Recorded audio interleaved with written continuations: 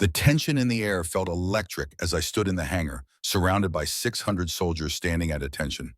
It was just an ordinary day in the military, except it wasn't. Not for me. The moment the commanding officer called for silence, I knew eyes were on me, and honestly, it was hard to breathe. I could see them whispering, but one voice cut sharper than the rest. Private Ramos. "Look, it's Scarface," he sneered, his laughter echoing off the walls, mocking my battle-worn skin. That voice, filled with arrogance, prejudice, and a shocking lack of understanding, made my heart sink. Little did they know those scars didn't define me. They were the stories of my survival tattooed on my skin. My name is Lieutenant Christina Santos. I came to Fort Davidson to escape the spotlight, to blend in among the ranks, yet even the shadows couldn't keep me hidden from Ramos' disdain. I joined the military to serve, to protect, and to prove that someone can rise above the past. But all I felt was the weight of judgment. The scars I bore were remnants of battles fought, both external and internal. Each one symbolized a turning point, a fight for life, and the resilience I was proud of. But Ramos saw them as weakness, a reason to belittle me. "Oh, come on. Did you forget to wear your makeup today, Lieutenant? Or were you too busy hiding your face from the world?" he would taunt during roll call.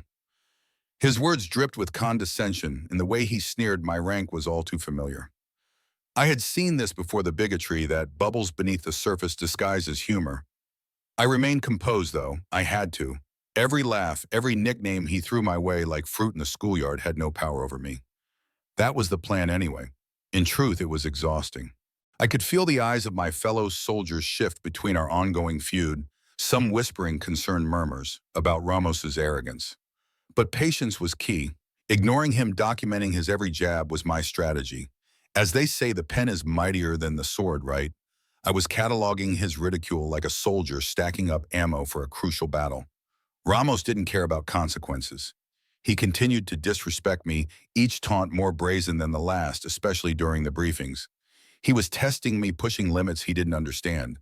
And I knew that those mounting documents would serve a purpose eventually, but I didn't want to use them in haste. Yet frustration bubbled up within me. I couldn't just let it go. I had to stand firm.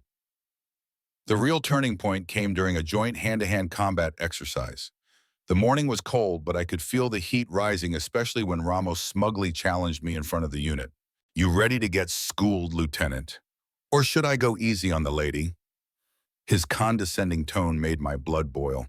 Ignoring the typical "ladies shouldn't fight" stereotype, I stepped into the circle, and as the match began, it felt like a switch flipped inside me. With every move, I channeled all my patience into that moment. Years of training, every ounce of my being, poured out onto that mat. The sound of our bodies colliding echoed in the hangar, and the soldiers watching went quiet. In mere seconds, I flipped him on his back. What was that about being schooled? I grinned, my heart racing. But it wasn't just about combat, it was about respect. Ramos's face was a mix of shock and disbelief, but he still spat out, "Beginner's luck, Santos." The day grew darker, tension simmering, and in the midst of it stood General Maxwell, the impending visit creating a ripple of anxious energy. I knew this was it. All my preparation, the documentation of Ramos's blatant disrespect, it would come to a head. As the general arrived surveying the troops, he stopped in front of me. His gaze locked onto mine, and I could see the flicker of recognition and curiosity cross his face. "Lieutenant Santos," he began, a voice steady, "it's truly an honor. I've heard a lot about you. Your shadow from Operation Iris," he continued. Suddenly, I felt all eyes shift from me to Ramos, who remained eerily quiet. The realization of my accomplishments hung in the air, heavy like smoke. That moment was cathartic. I fought for every inch of my career, but it seems Private Ramos had a different perspective, I said, gesturing to my documentation. The silence in the hangar was palpable. As I laid out each piece of evidence of Ramos's harassment, I could feel his arrogance start to crumble. The facade of his bravado faded as General Maxwell turned coldly toward him. "You're a disgrace. We don't tolerate this behavior in the military," he stated firmly. I could see Ramos's shock morph into something else. Fear, regrets perhaps, as he was stripped of his bravado. "You're being transferred. Report to Alaska Private," the general continued, slicing through the air like a blade.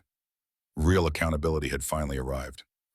As Ramos left, head hanging low, I felt a wave of relief wash over me.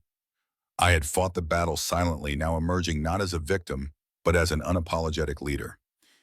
In the aftermath, I found myself being promoted a recognition of my resilience, not just in combat, but in spirit. The culture at Fort Davidson began to shift, encouraging mentorship and understanding. I turned my hurt into strength, determined to train the new soldiers, teaching them to respect one another beyond the uniforms and appearances. Ramos out in Alaska had time to reflect, finding humility in his isolation. He eventually reached out to me, apologizing, recognizing his mistakes. What a journey that must have been for him.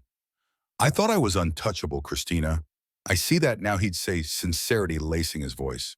It was a moment that made me think, should we allow people to grow beyond their past? Can we offer second chances? As I reflect on my experiences, I've learned that a person's worth isn't tied to their appearance or past scars, but to their character and the battles they choose to fight.